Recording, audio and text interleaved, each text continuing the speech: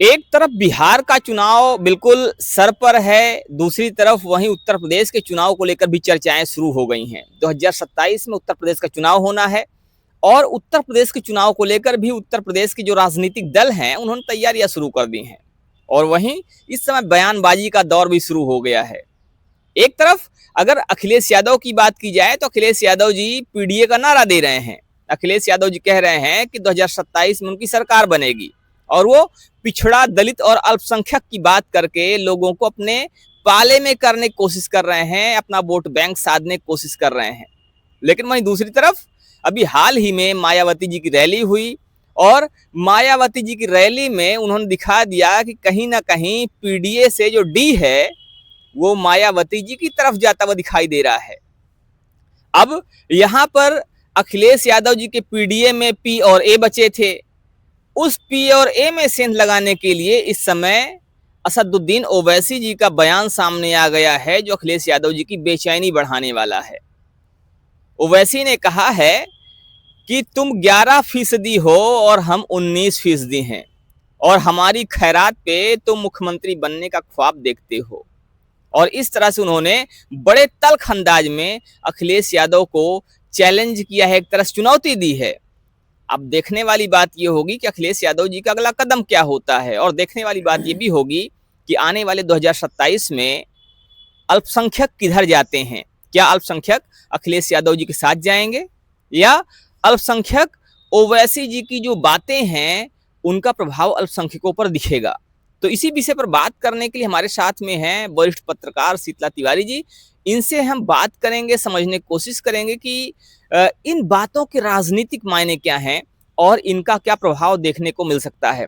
तिवारी जी, अभी ओवैसी जी का एक भाषण इस समय काफी ज्यादा वायरल हो रहा है, जिसमें वो कह रहे हैं कि तुम 11% हो और हम 19% हैं। हम लोगों के बीच में जाएंगे और लोगों से बातें करेंगे। उन्होंने एक तरह से चैलेंज किया है और उन्होंने ये भी कहा है कि हमारी खैरात पे तुम सरकार बनाते हो या हमारी खैरात पे सरकार बनाने का ख्वाब देखते हो। क्या मायने हैं इन सब के और अगर सियासी गलियारे में देखा जाए तो इन सब चीजों का क्या प्रभाव पड़ सकता है? देखिए, हमारे दर्शकों पर बहुत बहुत नमस्कार सबको। पांडे जी, आपने जो है इस समय राजनीतिक जो समीकरण चल रहा है और खासकर बिहार में तो आप देख ही रहे हैं, बिहार में एकदम धूम मची हुई है। एनडीए, कांग्रेस सब लोग अपना जो है मैदान में वहां पहुंचे हुए हैं। अब उत्तर प्रदेश की सुगबुगाहट जो राजनीति है वह भी हो गई, क्योंकि अब आपको मैं बता दूं कि करीब अब देख रहे हैं कि अब 1 महीने बाद, 2 महीने बाद दिसंबर होगा, 26 लग जाएगा, 27 में ही चुनाव है। यानी अब धीरे धीरे करके 1 साल ही आप मान के चले, 1.25 साल चुनाव है। अब ऐसे में जो है मायावती ने जो अभी हाल में रैली की, इसके पहले मायावती ने 4 साल पहले आपको मैंने बताया था कल वाली वीडियो में कि ये मायावती ने उसी ग्राउंड में जो है उन्होंने 2021 में रैली की थी, फिर उन्होंने रैली की। अब इस बार मायावती का रैली का होना और मायावती का सांकेतिक तौर पर बीजेपी का तारीफ करना और अखिलेश यादव को कहीं ना कहीं निशाने पर लेना, अब इसके बाद इधर जो है ओवैसी का चैलेंज करना है। यानी कहीं ना कहीं जो है अखिलेश यादव अब बुरा फंस गए। ऐसे सीधे आप मान के चलिए कि अखिलेश की बेचैनी जो है, दरअसल अखिलेश जो है जो समीकरण उन्होंने राजनीति जो है पीडीए को लेकर के उन्होंने चला था, उन्होंने सोचा था कि सब कुछ जो है पीडीए, अब पीडीए में जैसा आपने कहा कि डी जो है गायब हो जा रहा है। अगर मायावती चाहेंगी तो डी गायब हो जाएगा और चाहेंगी ही। आप ये मान के चलें कि मायावती डी गायब करवा देंगी, चाहे वो बीजेपी को वोट दिलवा के करवा दे, चाहे वो खुद जो है वोट लेकर के करवा दें। तो इसलिए यहाँ पर आपको क्या लग रहा है? देखिए, अभी एक तरफ आप कह रहे हैं कि अगर मायावती जी चाहेंगी तो डी गायब हो जाएगा और पीडीए से डी गायब होता हुआ दिख भी रहा है, क्योंकि मायावती ने एक बार फिर से कमर कस ली है। तो पीडीए से डी गायब हो रहा है और अब ओवैसी जी सामने आ गए हैं। ओवैसी जी कह रहे हैं कि तुम मुसलमानों के दम पे सरकार बनाना चाह रहे हो, मुख्यमंत्री बनने का ख्वाब देख रहे हो, तुम 11% हो, हम 19% हैं। तो एक तरह से उन्होंने भी चैलेंज कर दिया है। अब यहाँ पर ये भी हो सकता है कि इसमें अल्पसंख्यक भी कहीं ना कहीं समाजवादी पार्टी से कट जाएं। अगर समाजवादी पार्टी से अल्पसंख्यक कट जाते हैं तो क्या लगता है कि 2027 चुनाव कैसे होने वाला है समाजवादी पार्टी के लिए? देखिए पांडे जी, सबसे बड़ी बात यह है कि जो 2027 का चुनाव है और खासकर उत्तर प्रदेश का जो चुनाव है, तो मैं आपको बता दूं कि उत्तर प्रदेश का चुनाव जो है देश के अन्य राज्यों की चुनाव की अपेक्षा काफी अलग है और काफी कठिन है।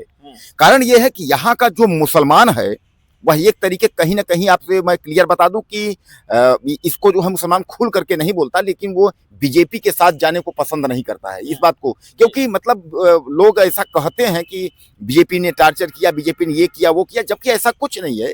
बीजेपी जो है, जो मायावती की नीति पहले थी सर्वजन सुखाय सर्वजन हिताय वाला, उसी दर पे जो है सबका साथ सबका विकास लेके बीजेपी ने चला। बीजेपी ने ऐसा कुछ टारगेट नहीं किया। हाँ, ये जरूर है जो अपराधी प्रवृत्ति के हैं, जो माफिया प्रवृत्ति के हैं, उनकी जो है कार्रवाई बीजेपी ने अच्छे से किया, और मायावती भी अपने सरकार में जो है करती थी। इसलिए मायावती कहीं ना कहीं सांकेतिक तौर पर योगी आदित्यनाथ का तारीफ की, और यही तारीफ पर जो है लोग सब कह रहे हैं कि भैया कुल मिलाकर के सरकार जो है लगता है फिर जो है मायावती बीजेपी के पक्ष में झुक रही हैं। लेकिन पांडे जी, अब बड़ा सवाल ये है कि ओवैसी के जो है इस भाषण से अखिलेश में बेचैनी का बढ़ना का मतलब ये है कि जो ओवैसी पहले थे वो ओवैसी अब नहीं है। अब ओवैसी में काफी बदलाव हो गया है, और बदलाव के साथ साथ जो है ज्यादातर मुस्लिम समुदाय जो उनके अल्पसंख्यक लोग हैं, उनका झुकाव जो है कहीं ना कहीं ओवैसी की तरफ हो रहा है।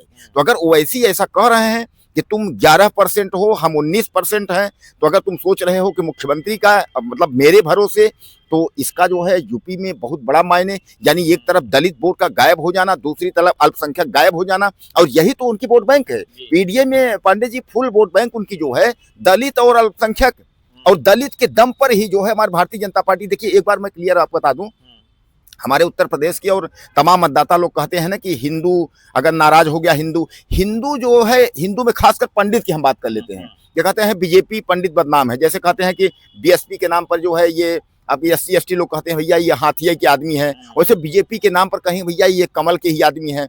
हकीकत जबकि पांडे जी ये है कि बीजेपी एक ऐसी पार्टी है तो उसके लिए न पंडित न ठाकुर ऐसा कुछ नहीं है, उसके लिए सब बराबर हैं। और सबसे बड़ी बात यह है कि जो दलित का जो वोट है वो अब जो है बीजेपी के झोली में है, और बीजेपी अच्छे से समझ गई है कि चुनाव उत्तर प्रदेश में किस तरीके से लड़ना है। अब सीधे सीधे आप मान के चलिए कि यही दलित वोट बैंक जो है वह बीजेपी बनाती है। हम जिस टॉपिक पे आपको मतलब बताना चाह रहे हैं कि जो पंडित वर्ग है, जो ठाकुर वर्ग है, आप एग्जाम्पल दे दीजिए, घर में 10 वोट हैं पांडे जी, 10 वोट में जो है केवल 3 से 4 वोट पड़ पाती हैं, 6 से 7 वोट नहीं पड़ पाती। उसका चाहे नई दुल्हन को लेकर के आप मान लीजिए कि अभी दुल्हन आई है भैया, कहाँ जाएगी, वोट कैसे देगी, और उसके बाद चाहे आप ये मान के लिए वृद्ध हैं कैसे वोट देंगे, चाहे 3 लोग बाहर नौकरी कर रहे हैं कैसे। इसलिए जो हमारे ब्राह्मण और ठाकुर के जो मतदाता हैं भाई हमारे, वो वोट फुल नहीं कर पाते हैं जितना यह दलित और अल्पसंख्यक जो है लामबंद होकर के वोट करते हैं। तो इसलिए जो है ये अल्पसंख्यक वोट और दलित, कहीं ना कहीं आप कहना चाह रहे हैं कि जो दलित वोटर्स हैं, दलित वोटर्स कहीं ना कहीं भाजपा की झोली में है। और अभी बात हो रही थी मुस्लिम वोटर्स की, तो मुस्लिम वोटर्स को लेके भी एक सुगबुगाहट तेज हो गई है, क्योंकि ओवैसी जी का ये बयान राजनीतिक सरगर्मियों को बढ़ाने वाला है। और देखने वाली बात ये होगी कि आने वाले समय में मुस्लिम वोटर्स किधर जाते हैं। लेकिन ओवैसी जी का ये बयान लोगों में एक अलग हलचल पैदा करने वाला है, क्योंकि लोग अब ये मायने लगा रहे हैं कि इस बयान का मतलब ये है कि ओवैसी जी, जैसे भी बिहार में देखा गया है, बिहार में उन्होंने अपनी राजनीति का विस्तार किया है, वैसे ही उत्तर प्रदेश में भी वो अपनी राजनीति का विस्तार कर सकते हैं। और इसका प्रभाव सीधा सीधा अखिलेश यादव जी पर पड़ेगा, क्योंकि अगर भाजपा की बात करें तो भाजपा में मुस्लिम वोटर्स पहले से भी कम है, जिससे उस पर बहुत ज्यादा प्रभाव नहीं पड़ने वाला है। अगर बात करते हैं बसपा की, तो बसपा वैसे ही पहले से ही राजनीति में पीछे चल रही है। उसका अगर पूरे उत्तर प्रदेश में देखें तो सिर्फ और सिर्फ एक MLA हैं भाजपा बसपा से। अब वहीं सीधा सीधा अगर बात करते हैं तो प्रभाव पड़ने वाला है समाजवादी पार्टी पे, और इसीलिए समाजवादी पार्टी के मुखिया अखिलेश यादव की बेचैनी भी बढ़ने वाली है। अब देखने वाली बात यह होगी वो आगे क्या करते हैं और इस पर क्या निर्णय लेते हैं। जी तिवारी जी। तो कुल मिलाकर के पांडे आप यह मान के चलिए उत्तर प्रदेश का समीकरण जो है 2027 का कुछ अलग होगा, लेकिन यह मान के हम नहीं चलते हैं कि 2027 में योगी आदित्यनाथ तीसरी बार मुख्यमंत्री बनेंगे या बीजेपी की सरकार बनेगी। कारण यह है कि 2027 का चुनाव पांडे जी इस बार बहुत कठिन होने वाला है, कांटे की टक्कर होने वाली है, यह हमारे दोस्त भाई भी समझ रहे हैं। उसका सीधे सीधे एग्जाम्पल हम आपको देते हैं कि 2017 का जब चुनाव हुआ था, पूर्ण बहुमत में जो है सरकार बीजेपी की बनी थी, केशव मौर्य जी प्रदेश अध्यक्ष थे और उसके बाद मुख्यमंत्री योगी आदित्यनाथ बने। उस समय पूरा राममय था, जय श्री राम था, सब कुछ था। 2024 में राम मंदिर का निर्माण हुआ, 2022 में जो है फिर चुनाव हुआ है आपका उत्तर प्रदेश का। लेकिन जय श्री राम का अब ध्यान दीजिए, यहाँ जो है समाजवादी पार्टी जो है पहले चुनाव 2017 में 50 से कम थी, उसके बाद सेकंड चुनाव में वह 125 सीट तक पहुंच गई। तो कहने का तात्पर्य यह है कि 2027 में वह हर 5 साल में 50 से 70 सीट के बढ़त में है। तो इसलिए पांडे जी कहीं ना कहीं जो है 2027 का चुनाव फंसेगा। अब इसमें जो है जो मायावती की वोट बैंक है, जो दलित वोट बैंक है, यही निर्णय करेगा। मायावती ने अगर ठीक ठाक चुनाव लड़ा तो आप समझ लीजिए कि बीजेपी मुश्किल में आ जाएगी। फिर कहीं ऐसा ना हो जाए कि सीधे सीधे लड़ाई हो जाए।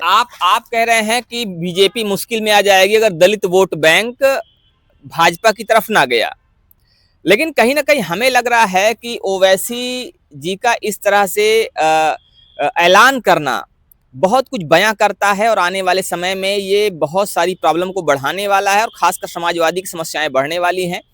अभी अखिलेश यादव जहां इस बात का दावा कर रहे थे और ये उम्मीद लेके बैठे थे कि 2027 में एक बार फिर से मुख्यमंत्री की कुर्सी पर आसीन होंगे, हमको उस दावे पर पानी फिरता हुआ से दिखाई दे रहा है।